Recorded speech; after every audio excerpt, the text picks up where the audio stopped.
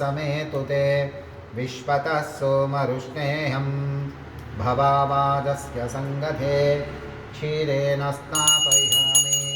सद्यो जातं प्रपद्यामि सद्यो जाताय वै नमो नमः भवे भवेनातिभवे भवत्तु मां भवोद्भवाय नमः आप्याय स्वसमेतु ते विश्वतः सोमरुष्णेऽहं भवावादस्य संगते क्षीरेण स्नापयामि ॐ नमः शिवायै नमः स्नापयामि जवित्रावन्न अकारकं रत्नादत्तवाजिनः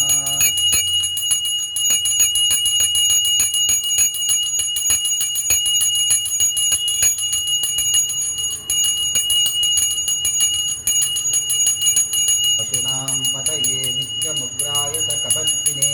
महादेवाय भीमाय त्र्यम्बकाय विशम्पते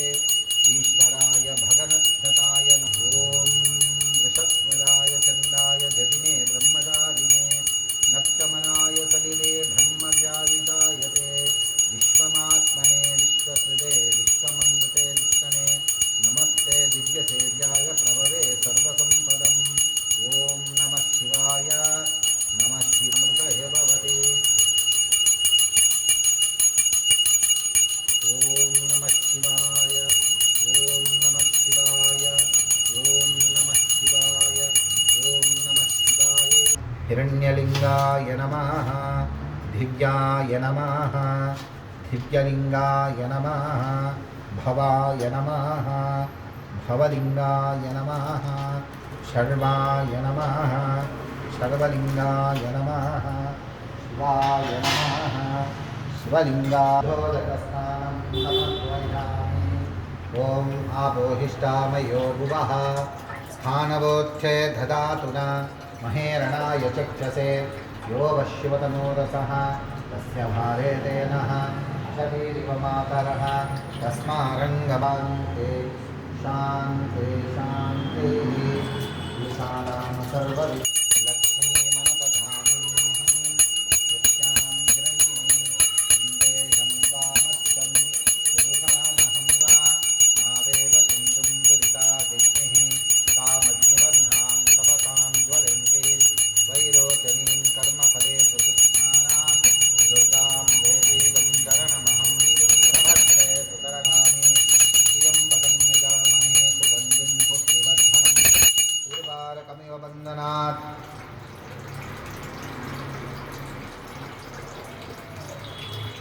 पूर्णब्रह्माण्डमाभिस्फुरत्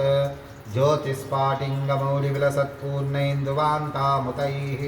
हस्तोकाप्लुतमेकमीशमनिशं रुद्रानुवाकाञ्चपन्न ध्याये दीप्सितसिद्धये